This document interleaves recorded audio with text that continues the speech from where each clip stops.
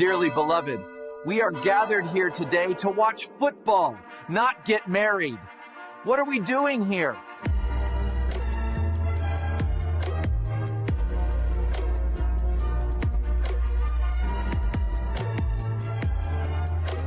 I've gotten a lot of baby powder. People like, man, what you getting out of baby powder for? I think I'm going to have to smack the hell out of a lot of people this year. I just can feel it. Hold on. The only thing you should be getting married to in the fall is football. That's right. It's No Weddings in the Fall, the show that helps you get married to football. That's right, baby. All right. Well, we got our NFC preview tonight. So let's get things started. Let's welcome our guest, of course, or co-host. Sorry, I won't say my guest. Welcome in, of course, Justin Jesus Herrera. Welcome in, sir. I was gonna say, you better not be calling Ben Troupe your guest. This is his goddamn show. But yeah, I'm glad. Yeah, exactly. This is his show, man. But I'm glad to be here. Excited to be on the second week, and yeah. Don't get married in the fall because you will be constantly looking when you hear that ESPN app click on you. You just go, what? Who did what? Who did what? Alvin Kamara? Shit. I didn't put him on my team. I didn't put him starting today. Absolutely. Daniel Berry, Sports Highlights. Appreciate you. Happy Wednesday to you as well. Hump Day. Podcast Smitty, what's good to you, my friend? Winning the division in the house. All right. Love it. All right. Let's also welcome in the non-guest star of the show, Ben Kadoo Troupe. Welcome in, my friend. Man, it's always good to be on with you, Commissioner Justin. It's good seeing you 2 weeks in a row. I'm just happy that football is back. I don't have to have fake conversations with people, laugh at jokes that ain't funny. I don't want to talk to you. You don't want to talk to me. Just keep it moving. I'm back to what I do. That's all right. It's like life begins again all of a sudden, this feels like, for sure. All right, well, let's pay the bills real quick before we get started. Of course, if you're watching on YouTube, do us a solid. Hit subscribe, give us a like, throw some comments in there. Little things stopping you from doing it. Big things popping for us when you do. So we always appreciate that. Also, if you're looking for some championship bling for your fantasy champion, look no further than Pro-Am Belts. And if you're looking to play daily fantasy football, use the Fast Draft app and use the promo code TROOP. That'll give you, we'll double your deposit up to $50. So that's $100. Start throwing down on your daily fantasy football stuff. So make sure you check them out. All right. Like I said, we got a whole NFC preview today. Justin looks really happy, just stuck there with a smile on his face. Gotta love it. All right. So we got an NFC preview. And like we do to the start of our show, we're going to bring our injury expert in to talk about the latest in injuries from the NFC. It's Brian Scott from the Injured List podcast. It's time to get your latest NFL injury updates with Brian from the Injured List podcast. The doctor is in.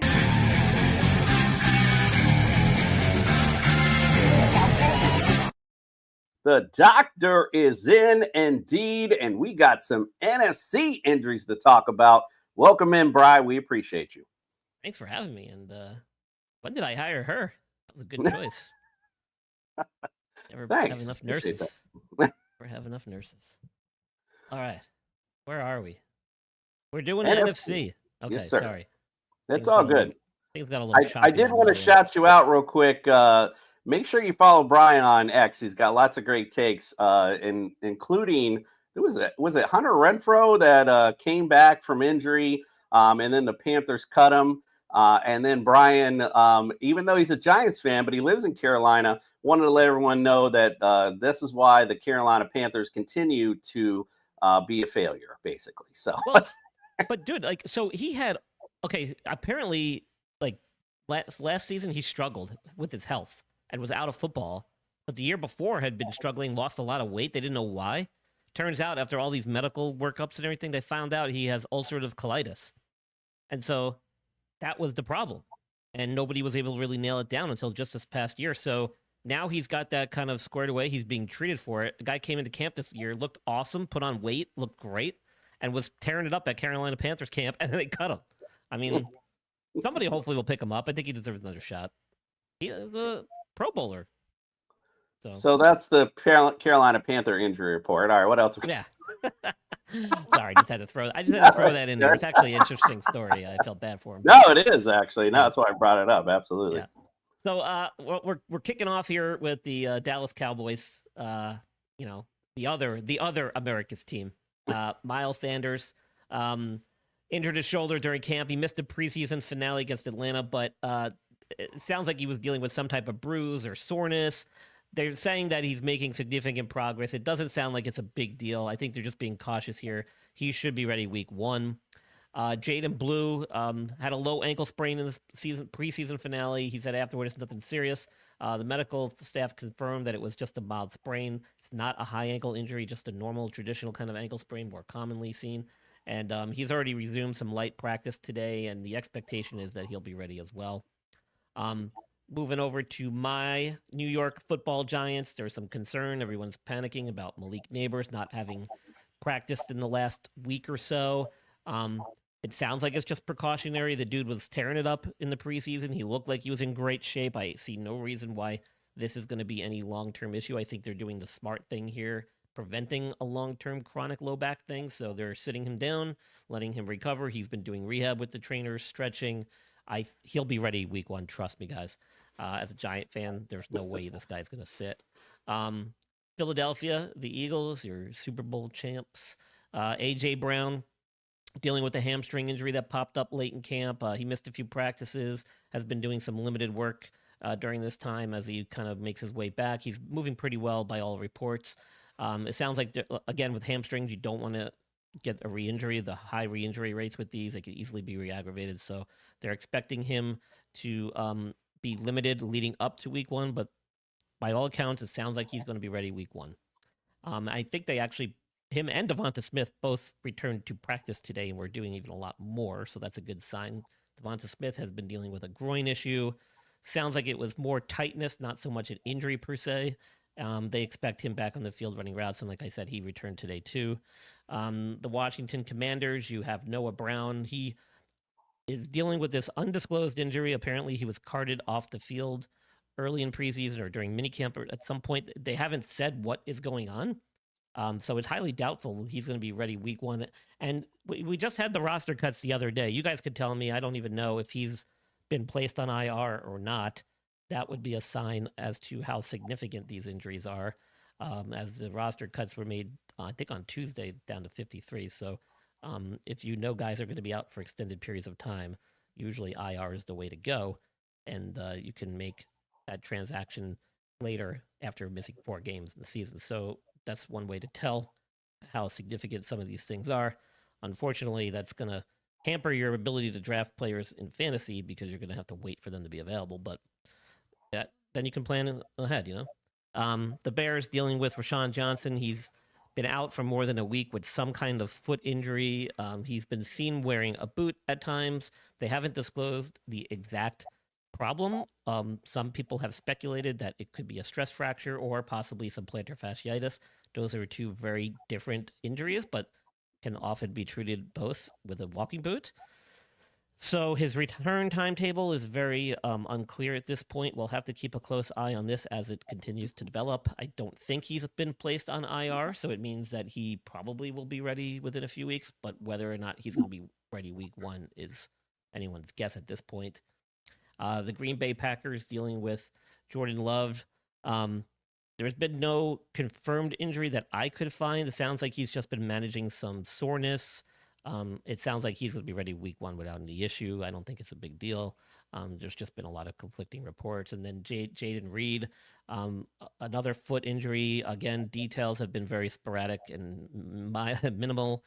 He missed practice sessions, didn't play in the final preseason game.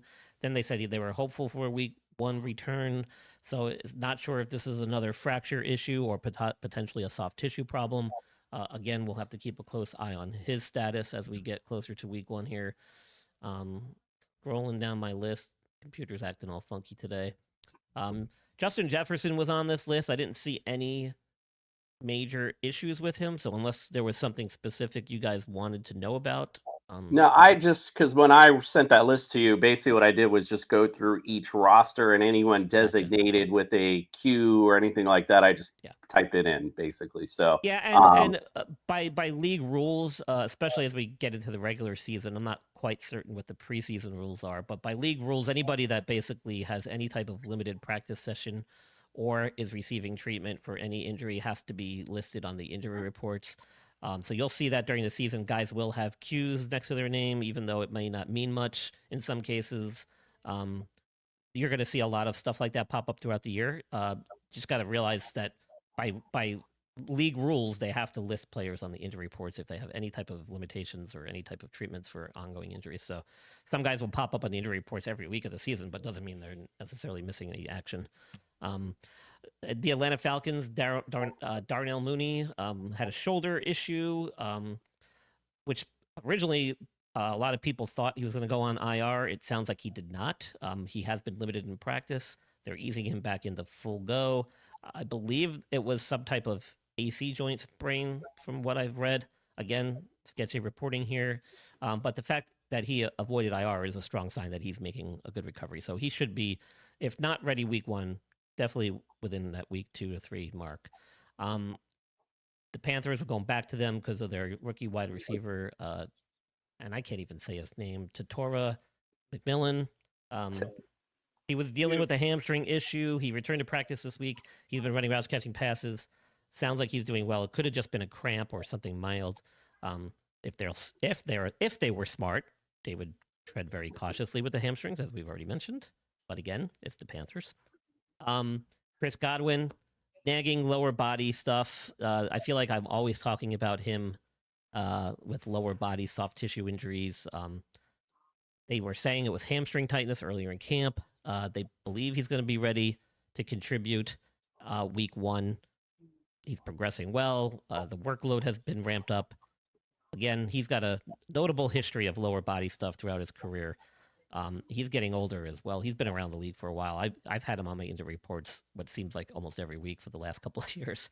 So hopefully he does not become a repeating theme for me this season as well. We got a defensive player on the list with the Rams, Jared Verse. Didn't see any major issues with him, though. I'm not sure if there was something specific. Maybe he's cleared and returned to practice today. That could have just been something maybe you guys had a question about. It's just the same as Justin Jefferson. I saw the Q, so. Yeah, no worries. And then the 49ers, sorry, Justin. I know there almost always are multiple 49ers that pop up on the injury reports throughout the weeks here in the regular season. And Brandon Ayuk has been no stranger to that. He was one of the players I featured on my pre-draft NFL draft special the year he came out of college. And he had an ACL injury last year, I believe, and then was placed on reserve PUP. I knew he wasn't going to be ready to start the season, so that's not a surprise. I was originally, I think, saying week 6 based on the timelines. I'm still sticking with that, so we'll have to see what's going on with him as we get closer to that time frame.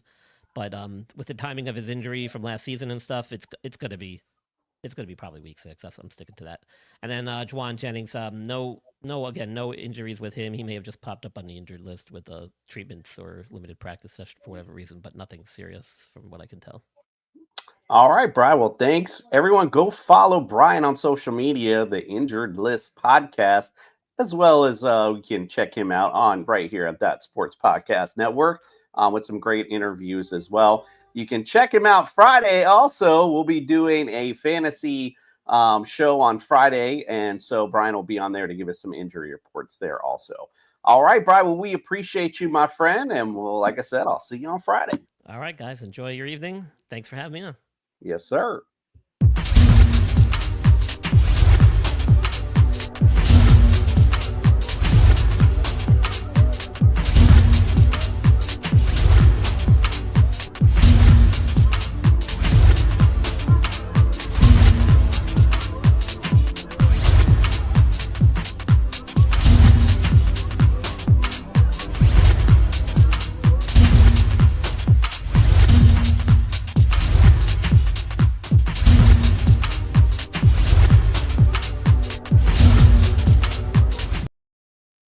All right, gentlemen, let's get started with this NFC breakdown. And I find it funny because last week we were all pretty much in agreement with the AFC, but we got a little bit of variation here on the NFC this week. So that's good. At least it'll give us some banter anyway. Let's bring up Ben's, of course, the star of the show, not the guest. They're the division winners that Ben has picked. Talk about your division winners, my friend. Well, I mean, obviously the easiest one of this list got to be the Eagles being the defending champs. I think when they reloaded this offseason, you understand they're going to be a team that is going to be a hard out. I know the NFC East going to have something to say about it, but when you got the best culture in your division, you got the best players in your division, and you got the best team in your division, it's going to be easy to pick them as division winners. It's crazy that I'm picking the Lions to win that AFC North, not because I don't think Minnesota, and Green Bay going to be competitive. I just think that Jared Goff and company, they got to figure it out. Now, they got to replace both Ben Johnson and Aaron Glenn. And as both of you guys know, when you got to replace coordinators, you're going to go through a learning curve. But when you got Aiden Hutchinson, a healthy Aiden Hutchinson, when you got that two-headed monster at running back, Amon St. Brown, he might be a slot specialist, but you cannot stop him. Detroit is going to be a team too. Detroit is going to be my team to win. The North. I hate the fact that I got to say the Bucs going to win the NFC South because my team, the Falcons, are in the South. I think the Falcons going to make some noise, but Baker Mayfield and company, healthy Chris Godwin, Mike Evans. You talk about the young running back, Emeka, and Mbuka coming, first round rookie out of Ohio State. I think that offense is going to be good. Not going to have Tristan Wirfs to start the season, but I think they'll find a way to, to keep the train on the track long enough for him to get back and stick to their winning ways. Ty Bowles, outside of cutting, Shiloh Sanders has done everything right. So I got to give it to the Bucs being the division winner coming out of the South. And here's the one. I mean, you talk about Arizona. I don't know what they're gonna do. San Francisco, they say they got the easiest schedule, right? Seattle got a brand new quarterback in Sam Darnold. So for me, that just leaves the Rams. And I think the thing about it is the lower back of the lower back of Matthew Stafford is a concern. We don't know how hurt he actually is, but Puka Nacua, Devontae Adams, Tutu Atwell. You talk about the running game. You talk about Verge coming into his second year, being the rookie of the year. I like the Rams this year. I like Sean McVay. Sean, listen, man, you're gonna have to find a way to get you some hobbies, man. You should know the play you called 4 years ago on third down in the rain. That kind of stuff is weird to me. I don't know why he does it, but I would take the Eagles, I would take the Lions, I would take the Bucs, and I would take the Rams. I did a little bit of fibbing because you and I, sir, are on the exact same page. Like the Eagles, you beat a man, you got to beat the man, period. The Lions had a lot of turnover. So the only team that I felt like I was hesitant a little bit about because they have had a lot of turnover on the coaching staff and a little bit on the defense as well. But the fact is they didn't win all those football games last year. And you think they're going to come out this year and just, and shit the bed, so to speak. So I like the Lions this year. And the Bucs, like you mentioned, I do also think the Falcons are going to play well this season. But the fact is, the Bucs do it and do it well, and especially they win when it matters. And that leads me to the Rams, who do the same exact thing. They win when it matters. They got hot right at the right time last year. I think they have pretty much like a complete team where they can run, they can throw, and they play good defense. So you got to like the Rams to win that division. Now, here's where we get a little bit different. And I think you'll like at least a little bit of what Justin's got to say there, Ben. What do you say, Justin? Talk about your NFC division winners. Yeah, so this is where we get real different. Stick with the Eagles. Eagles, you guys already talked them up. They're just a great organization, got a great GM doing great things. I think the Falcons are going to be a big threat this year. Kind of what Ben said, that left tackle, I think is going to be an issue for the Bucs. I think that, this was really kind of an even thing going through all of last year. I think the Bucs easily have a chance to be right there in that spot where the Falcons are. But I think this year, I think the Falcons really do take that next step. They have a solid quarterback. They have great everything else. They have top tier everything else. They got a damn good line. They've got B. John Robinson. I know I have an offensive line injury as well, I believe, at left tackle. Right tackle, I'm sorry, Caleb McGarry. But, they have damn good rest of their offensive line. And they have one of the guys I think is going to break out this year, Drake London, best wide receivers in the game. The Bears. You want to talk about a team that's got everything? I mean, Caleb Williams is just in a candy shop, and he's just like, who do I throw the ball to first? I've got 2 tight ends. I've got 3 wide receivers. I've got a running back that's great as a receiver as well. And now you're putting an offensive line in front of me. I'll tell you what, if Caleb Williams does not break out and this team doesn't get in at least a wild card, if not the division, which I'm predicting right here because I think their defense is locked in as well, then I think we've got a serious Caleb Williams problem. We got to start looking there. And then the Seahawks, I fucking hate to say this. And if we had a bleep button, it'd be all over this fucking show because I hate the Seahawks. Ben, how you were just talking about you can't stand that you had to say the Bucks. I a million times can't stand that I got to say the Seahawks here. But I can't deny what they're doing there. They have built a solid defense. They have a good defensive head coach. They have an idea of what they want to do on offense with Clint Kubiak. They have 2 great running backs to handle the workload. They've got Jackson Smith and Jigba, and they've got Cooper Kupp, who was Jackson Smith and Jigba before Jackson Smith and Jigba was. They've got Torrey Horton on the outside, who's looking like a stud. We've got Elijah Arroyo when they finally decide to deploy him. That's going to be trouble for safeties. This is a team that was building its offensive line off of Russell Wilson picks, and they still have won that trade 3 years later because Russ is still a pain in the ass for the Broncos cap, and they're still racking in all these guys that are going to like Pro Bowls, all these guys that are getting recognized right now on that offensive line. So I hate to say it, but the Seahawks are my West guys because I think the injuries for the 49ers and the Rams, I like the Rams. Everything else, their offensive line is getting a little bit shaky. I mean, they lost their left tackle, and they don't really have a lot of depth behind them. It's a little shaky when your quarterback's got back issues and carrying that team for too long. He might end up getting carried off on a stretcher if he stays in that pocket for too long. All righty. Like that. At least a little something different. I like the Bears in the mix. Not even a wild card. We got them winning the division, baby. I love it. All right, Ben, let's go to your wild card teams in the NFC. Let's see what you got there. Talk about them. I know that everybody seemed to think that Jaden Daniels was an anomaly last year. I think he picks up where he left off. I know he's happy now that Scary Terry just got a 3-year, $96 million potential, $96 million extension. It's always good going into your second year when you got your number 1 receiver. I think Washington picks up where they left off because now, even though the NFL and defensive coordinators have had a full year to get with tape on Jaden Daniels, I think he does take that sophomore leap and continues with his winning ways. Jordan Love can stay healthy. Even though I don't got them win the division, I do have them being a wild card team. Green Bay is going to be in it. Green Bay finally got a guy, Matt Golden, right, that can take it over the top.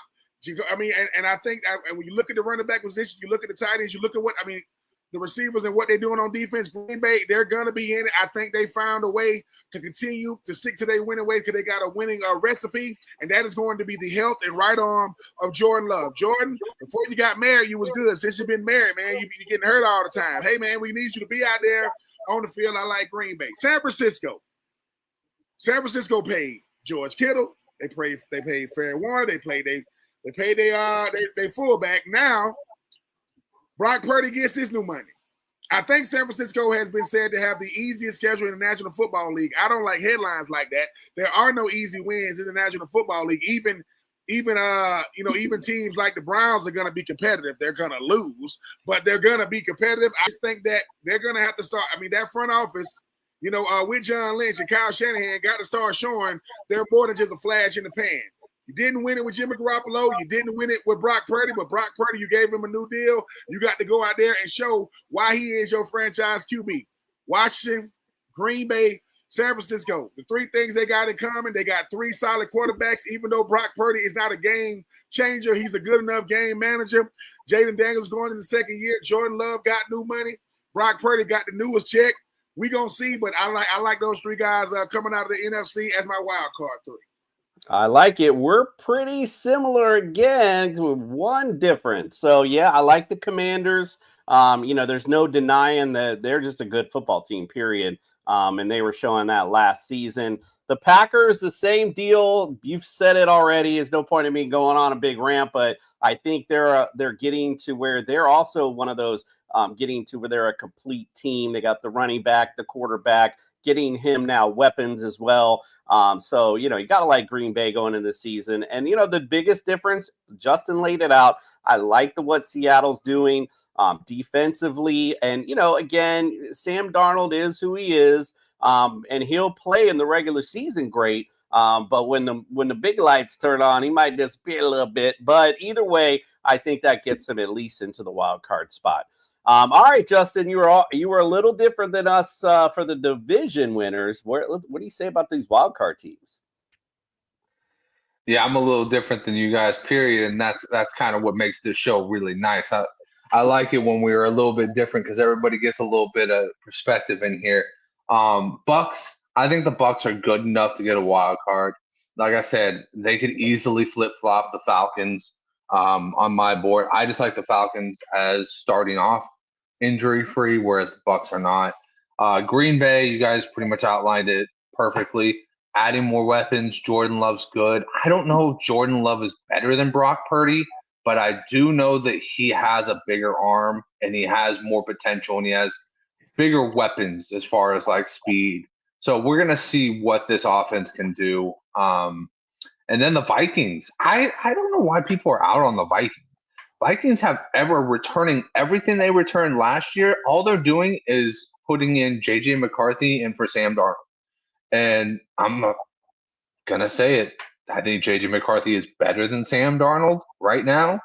And so why can't they, step into a role where they can pretty much walk back into the NFC wildcard picture just like they were last year? Aaron Jones now has a backup in Jordan Mason. They'll have Jordan Addison out for a little bit, but that's no big deal. Adam Thielen's coming into town. And, they still got Hawk. They still got killer defense, and they still got Flores, who's dialing up deep blitzes all over the place. I still think the Vikings are going to be clutch. And the key is I think the Lions are going to have a down year because they lost the coordinators, because their offensive line got shook up a little bit. I think this is one of those years where we kind of see, are the Lions building a solid foundation, or are we starting to get a little bit shaky here because maybe the defense can't stay healthy and the offense has got a new guy behind the headset? Well, I think the biggest take out of all that we just said is that the NFC North is pretty nasty. We've all, with every team we covered at least at once during this playoff perspective. So gotta like the NFC North, that's for sure. Let's talk about a couple of the scrub teams of the NFC. We can bring up the Cowboys first. It's always big. Everyone loves to talk about the Cowboys. And the fact of the matter for me is that they just don't have a defense to talk about. I love Dak Prescott as a fantasy prospect this year because I just can't imagine a world where they're going to be running the football with a lead because of how bad the defense has been. So that's where I lie with the Cowboys. I think they'll be one of those middle ground teams, but we shall see. Ben, what do you think of the Cowboys this year? I think if the Cowboys had to worry about nothing but football, they probably would have a shot at being a better football team. But it'd be so much going on about them that have nothing to do with football. Yes, Michael Parsons is disgruntled and still haven't got his money. Yes, they got this fake Netflix special talk about the 90s. They had to say, hey, man, what them VHS tapes we had? Of who? Of the Cowboys. They're trying to do a Netflix special, and we got to have some. I think here's the thing about the Cowboys.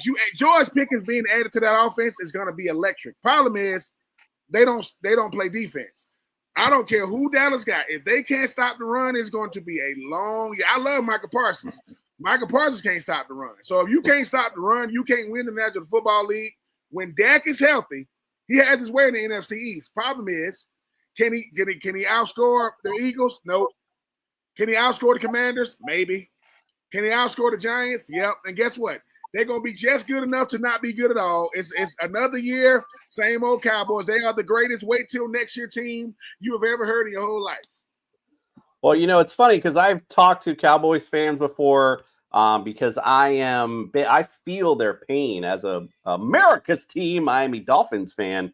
And what I like to refer to them as the biggest blue ball team in the NFL, both of them. They just get you all pumped up and excited and no release at the end. Justin, let's move on from the Cowboys. Talk about those New York Giants. So what do you think of them? They're an up-and-coming team, I would say. I think they're starting to grow that defense a little bit.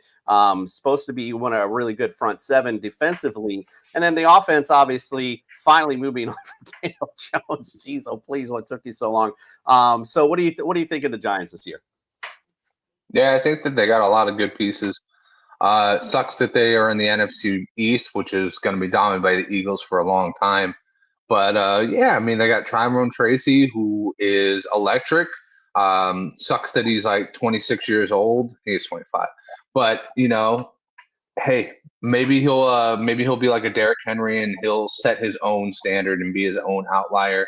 But, you got Malik Neighbors. There's a lot to be said about that team growing. And I think that the best thing they can do is get Jackson Dart in there as soon as possible.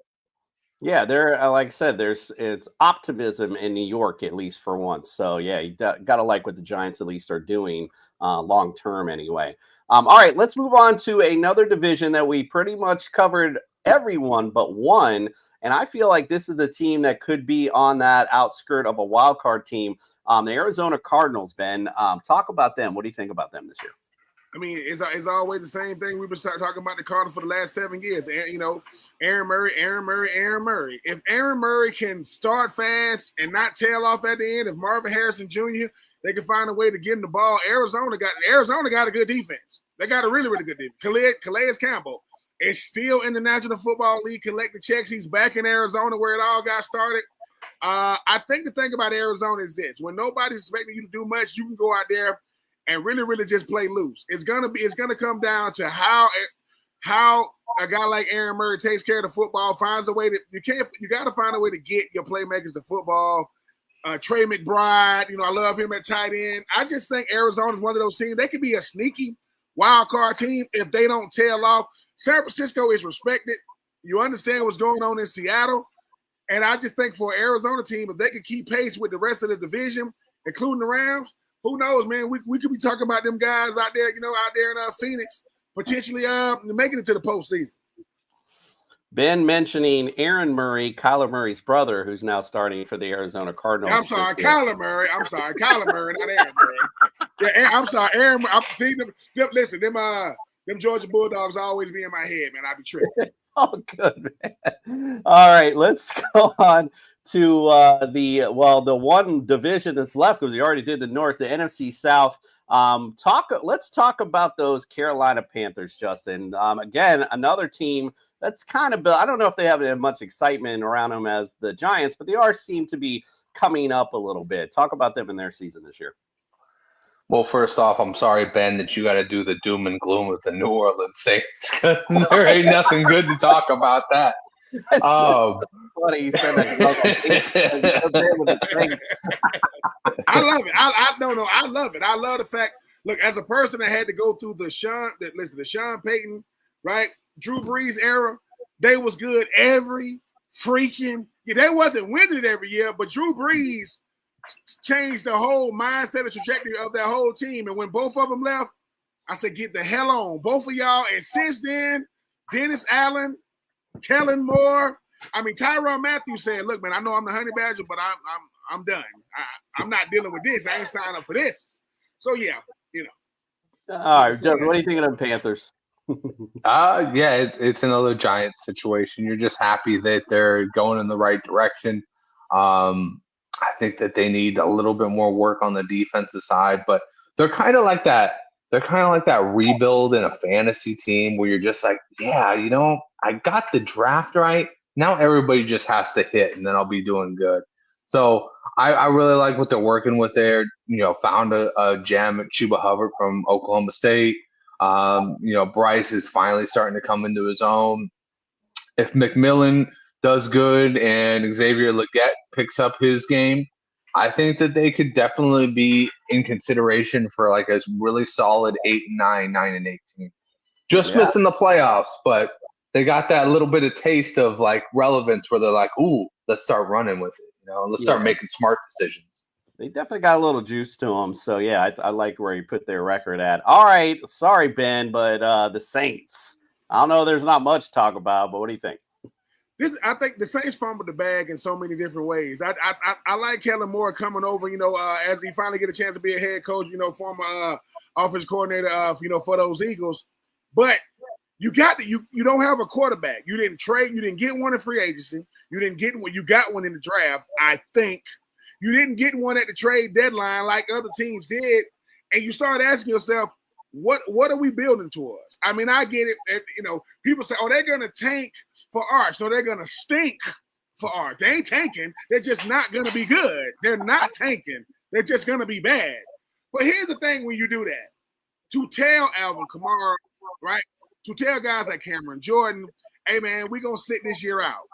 What? Yeah, we're going to sit this one out. Why? Because we want to get Archie Manning grandson. Peyton Manning nephew or Eli Manning. That means we're going to be picking first. Yeah, that means we're going to suck. Yep, that means you're going to suck in 2026 like you're doing in 2025. But I will say this about the Saints. The Saints are not going to just lay down. But from what we've grown to see them, what they were to what they are, I mean, Cameron Jordan was born in the 80s. Hell, I was born in the 80s. You got players that was born in the 80s on your team? That's not good. So we'll see. But I am going to look forward to the Saints, coming to Atlanta, talking trash to them fans. They're gonna play us tough. But that front office, man, they didn't do no player on that team, both former or current, any favors, because they fumbled the bag big time. Yeah, so it's funny because you brought up them not playing at all this year for Arch.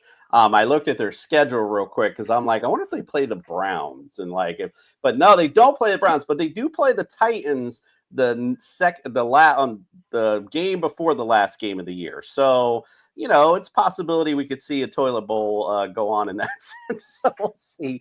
All right, real quick, Ben, give me your NFC conference champion. Well, the championship and who's the champion?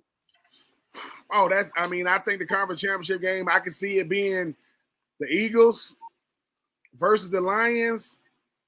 And it's going to depend on who has the better record. If the Lions got the better record, which means they get to play in Ford Field, they give them a shot. If they got to go outside, if they got to go to Philly, I like Jared Goff. I think the way they're built with Dan Campbell, they're look, the Detroit Lions are built just like that city, man. They hard nosed, they're gonna fight you.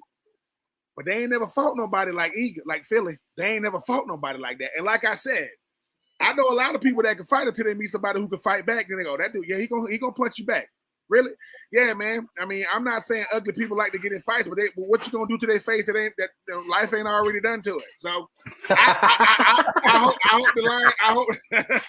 I hope the Lions and the Eagles. I see it being the Lions and the Eagles, but I got the Eagles moving on. I think while the Lions are a feel-good story, we talking about the Lions as being one of the top teams in the NFL and the NFC. But the Eagles, they move to beat up a different drum. I know that Detroit got two running backs. Neither one of them better than Saquon. I love Amon St. Brown. Love A.J. Brown, though. So and Jalen Hurts, I think, is the guy that behind that $1 million smile, he coming for everybody. He coming for everybody in the NFL. He coming for everybody that think he's not that good.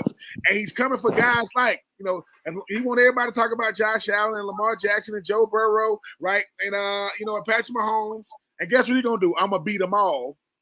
And I don't know if y'all seen that Eagles Super Bowl ring. That ring is huge. This one right here, if they win it again, hey, man, they're going to have to call Jacob the jeweler, to be able to do this next one if they win it. But I do got to be in the Lions and the Eagles with the Eagles moving on to the Super Duper Bowl. I think the Eagles went to Jared, as they say. Justin, what do you think? Who's your NFC championship? Who takes it all away? I think it's going to be Philly taking it. And then I think it's going to be a surprise. I think it's going to be Philly and Seattle in the NFC championship game. I think that's kind of like a little establishment there. I think we get to see I really think we get to see Jalen Milroe, the future going forward. Yeah, I mean, I think it's going to be an exciting future too. That guy can book it.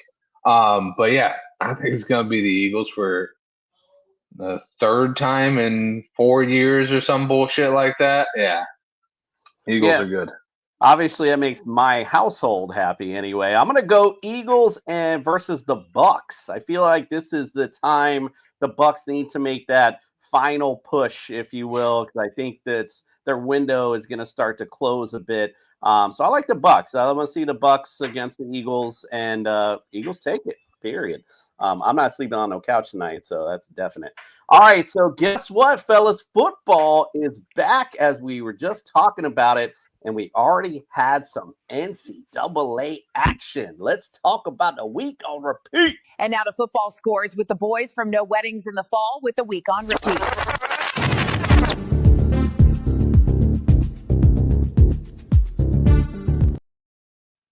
The Iowa State, I'm about to say Ohio, Iowa State Cyclones defeat Kansas State Wildcats 24-21 in Ireland.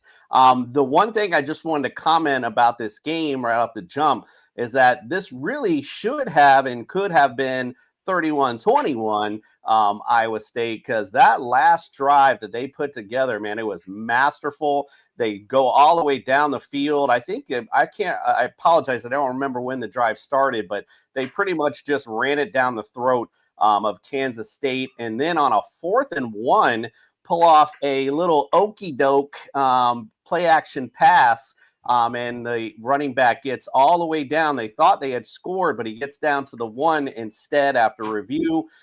They just kneel it after that because that was all she wrote. So a good way to kick off college football. Obviously, it was Iowa State was ranked 22nd. Kansas State was 17th. So at least we got some ranked teams in there as well. Ben, what did you think of this game? I mean, started off real sloppy. I mean, as it was week 0. I mean, I don't know why the hell they got college students going to Ireland. Like, what? I'm just saying, like, what's wrong? We can't play in the States. Well, let me show the significance. Last year, Georgia Tech played Florida State. This year, it was Iowa State and Kansas State. Same score, 24-21. Same score. I don't know if it's something in the water over there in Ireland, but I will say this though. For them to have to go that far, it got really exciting in the fourth quarter. Kind of like a lot of turnovers before we got to that point. But when Iowa State said, "Look, man, we playing Kansas State. We gonna run the ball. We ain't doing this cute, getting away from the cute stuff. Run the ball, get to the 1 yard line, kneel." It ended up being a good game. I give a lot of credit to Kansas State. They ain't lay down. They did fight back. But Iowa State said, "Look, man, we the Cyclones. We trying to make sure that we the only thing on TV." And it ended up being a better. Now, when I first started seeing it, I'm like, dude, this gonna be a snooze fest. But they found a way to make it really exciting in the end. And like you said, Jason, at the end, they made a game of it. Iowa State came out with the win. Could have scored again, but that's good football. But people say, why would they just run in? Because a lot of crazy things could have happened. Kneel on it, get. I don't know how long of a flight it is. I've never been to Ireland, but I know it's long as hell. That is way too far when I still got class on Monday. Absolutely not. Absolutely not. Don't sign me up for that. Yeah, so 2 things about what you just said. It's funny because that was the whole reason we couldn't have a college playoff, remember, because they didn't want to run in the student schedule. But damn, you go over to Ireland, I'm sure that definitely mess up their schedule for sure.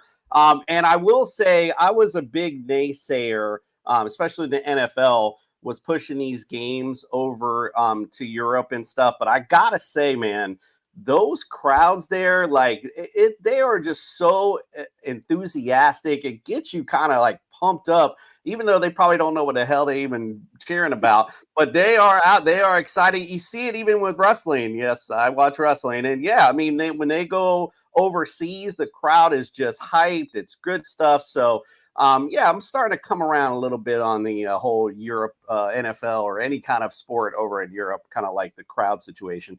Justin, what say you on this epic college matchup to kick off the season? Yeah, it was a great matchup. Got to see two quarterbacks that not a lot of people in the nation know, but will know very soon. Rocco Betch and Avery Johnson. Two different styles. Rocco Betch is more of your standard passing quarterback, whereas Avery Johnson is a dual threat type of quarterback. And Iowa State, after losing Jaden Higgins, Jalen Noel, a lot of weaponry. They did what they do best, and that is literally just run the ball. Carson Hansen, Abu Sama, just run it down K-State's throat.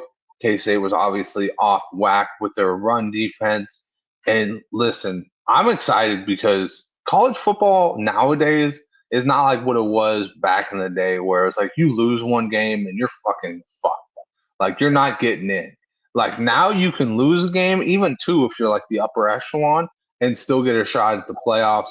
I love it because I want to see these two teams in the playoffs. Like I've been a huge K-State fan back to when, obviously not that far back, but like, I was a huge K-State fan when Will Howard was there. And then when Will Howard got taken off and sent off to Ohio State by Avery Johnson, I was like, oh, who the hell is this kid, dude? He just beat out a senior. He just made him leave town.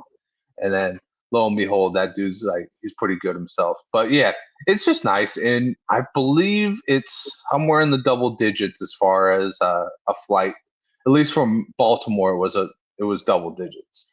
I don't remember all of it because I was asleep during the flight, but yeah, it was at least like 15 hours. I would have been like Mr. T on the A team. You're gonna have to shoot me up with something because there ain't no way in hell I'm getting on no airplane for that long.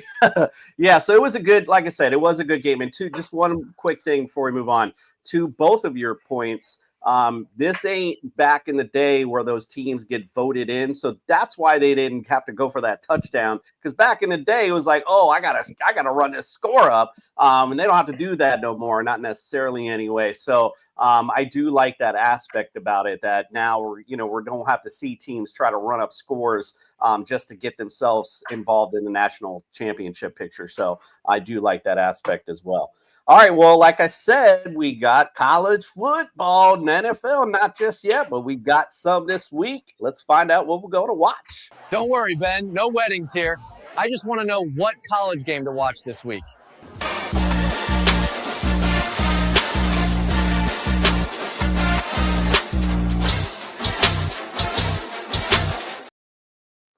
Well, let's find out what we're watching this week. First and foremost, the primetime afternoon game, number 1, Texas versus Iowa State. Let's go.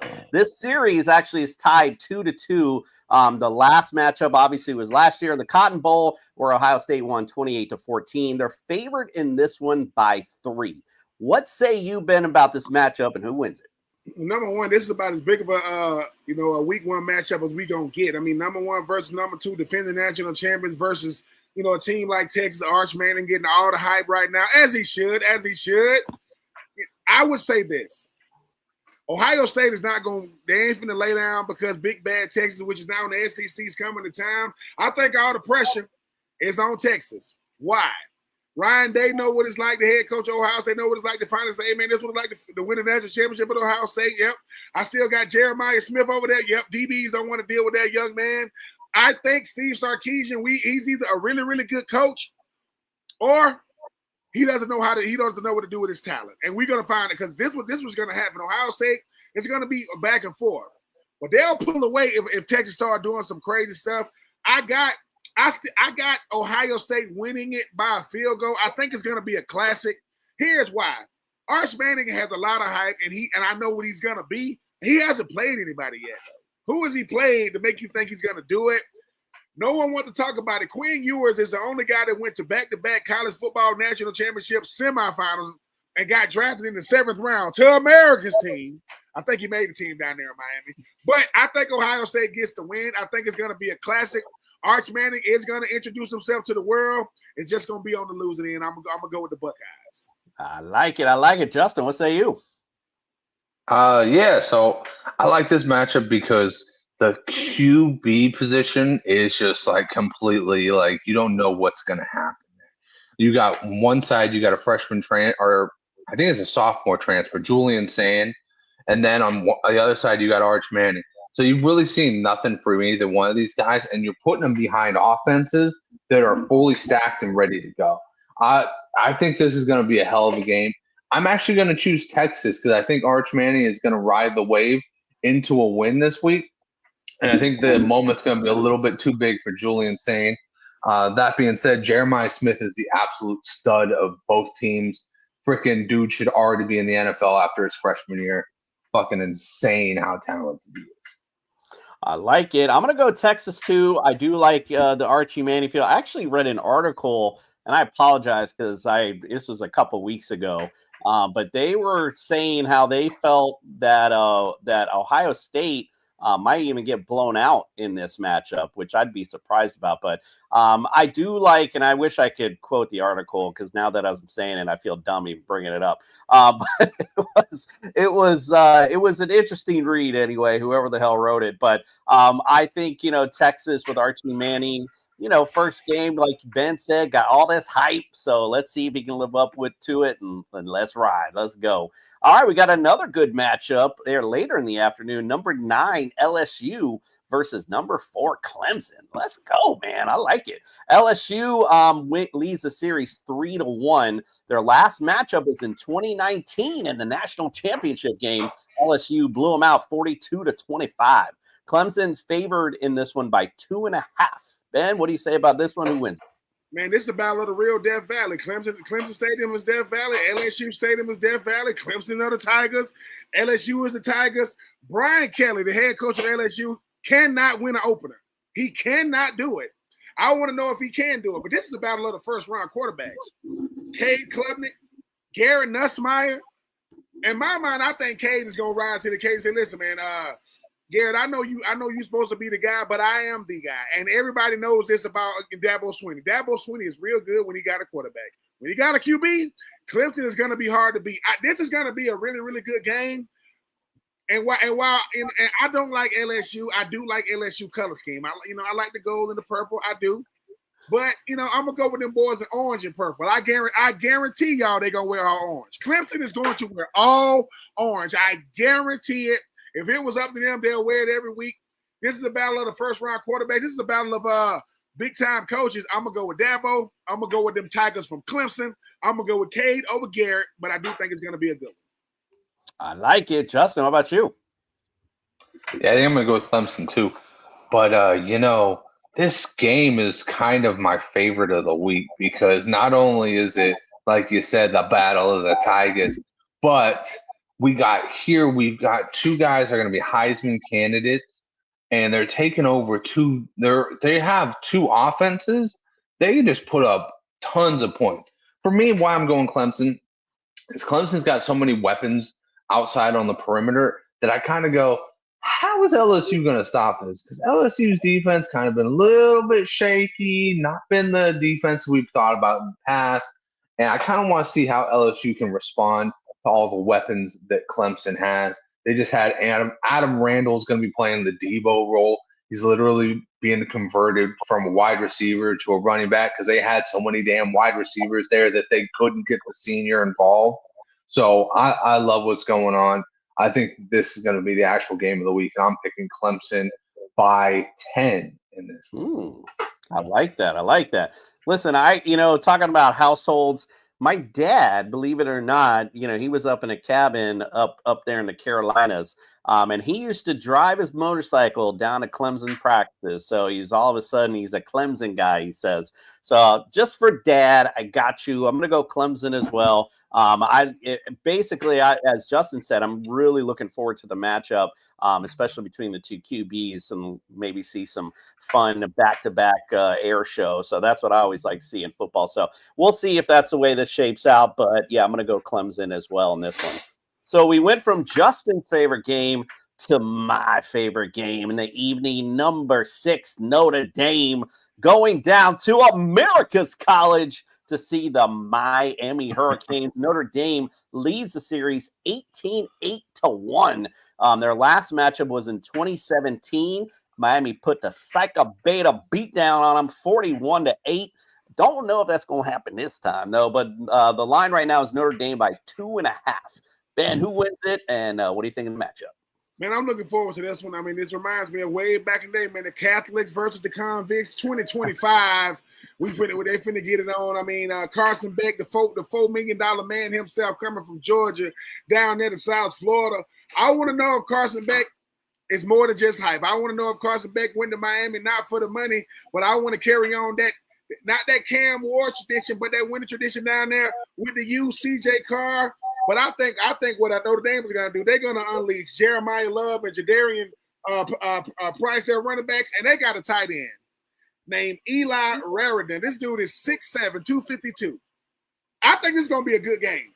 Mario Cristobal gets to look across and say, hey, Mr. Freeman, I know you got a whole bunch of 5 stars, last names, you know, all these guys' sons. I mean, I want to say what? I mean, I think it was it Plaxico Bird's son going down there? What is it? Larry Fitzgerald's son? He's going down there, right? It's a bunch of former NFL great sons going down there. If Carson Beck just plays within the confines of the game and don't do that stuff he did at Georgia, I think this is going to be a real good game. Notre Dame to me is this type of team. When they're really, really good, this is beautiful to watch. But I think Miami gonna snag them one. I think Marcus Freeman is going to come back down to earth a little bit. Here's why I say that. It's hard to continue to play at a high level when, number one, you in the ACC, but you don't have to honor that commissioner and Justin. They just do whatever they want to do. This is gonna be a good one. If Carson Beck plays well, Miami wins this thing. If Carson Beck start doing some crazy stuff, because you know what Notre Dame's gonna do. Notre Dame is not flashy on offense. Ultimately, they want to run the ball. They want to play at to the tight end, and they want to bludgeon you with defense. Miami is saying, "Hey, dude, I don't care that y'all got touchdown Jesus. I don't care that y'all got the movie Rudy. We want to beat the hell out of y'all. We want to beat y'all. Carson Beck got to get it done. Nail biter. But I think Miami sneaks it in late. Mario Cristobal, he's the toast of the town for 1 week, and then he's going to get into the schedule. We'll see what happens. But I'm going to pick the Canes to upset the Irish. What do you think, Justin? Yeah, that's Notre Dame, you were absolutely right. Notre Dame kind of just like clawed and scratched their way into the national title game last year. And it was really because they had to deal with Riley Leonard as their quarterback. Oh, Jesus, dude. And then you saw in the game, you're just like, oh, man, how is this guy going to make an NFL squad? And then, the Colts do a lot of great things for the community. So, of course, they gave him a job. But, I'll tell you, this CJ Carr guy is a little bit different. And they got what I love everything that you said, but you missed the one guy that I'm really looking forward to watching. And that's Jaden Greathouse, because that guy is a phenomenal route runner. He's going to be in that slot position. I think he's going to be one of those guys that we're talking about, like a JSN in the near future. So mark him down. Jaden Greathouse is going to be a good player. And then you got, like I said, Jeremiah Love, who's literally going to be the next great running back going into the NFL. On the other side, the Canes look like it's more of a kind of like I don't want to say rebuild year, but kind of getting stuff together. They like wouldn't spend money on Carson Beck. I'm afraid that Carson Beck is probably kind of like Spencer Rattler was at South Carolina, a little bit too hyped up, maybe not as good of a quarterback. So I don't know. But they also got this tight end named Elijah Lofton that I'm really interested in watching him play. Elijah Arroyo came from there, so you kind of get the idea of what they like at the tight end position. I'm going to go with Notre Dame. They're going to steamroll this game. And it's not going to be like one of those like shit piling on like 35 to fucking 5 games. It's going to be one of those really long drawn out 20 to like 6 games or 20 to 10 where you're going to be like, oh, it was that close, but you really did not feel like it was a close game when you watched it. Yeah, I would love to sit here and just say all these great things. Kane's gonna win, but that defense. Ugh, God, like it. You mentioned it a minute ago, Ben. What Notre Dame wants. I feel like they could probably do that the way this defense looked last year. Hopefully, it looks a little bit better. But I'm gonna be a homer and pick the Canes anyway. But I kind of agree with Justin. I feel like this might be a little get back from that beatdown that 2017 because, like I said, that defense wasn't looking, and we just, we don't know what Beck's going to look like out on that field yet. So, the only thing I can really go off of is, how he played prior. But this is, again, a new team, new system, new coach. So we'll see how it all plays out. But like I said, I'm going to go ahead and pick the Canes, but I kind of agree with Justin. I think we might struggle quite mightily this weekend, but we'll see. I'll be excited. We'll come back next week. I'll be a whole new tune next week. All right. So stick and stay here. Friday, we're going to have TSS fantasy season predictions. We're going to grade some drafts that we got sent into us. As well as I forgot what the hell else we're doing, but there are a couple other fun things we'll be doing as well. So come check us out on Friday. Me and Justin will be doing TSS fantasy season predictions. So a lot of fun. And if you have any fantasy questions, of course, you can always reach out to us here on social media at TSS Fantasy as well. Next Wednesday here on No Weddings in the Fall, we're going to be right in the thick. It's time to get it on. It's going to be just like we were doing last season. We're going to talk about the college scores, and of course, if there were NFL scores, to talk about that. And then we're going to get you hyped up for the week because we got the first week of NFL. So we'll be doing some picks and talking about all kind of good stuff there as well. So make sure you stick and stay here. Before we close out tonight, we always like to close it out with our boy Ben. He's going to give us our Skadoop of the week. Here we go. I don't know about you, but I'm ready for Ben Troupe's Skadoop of the week.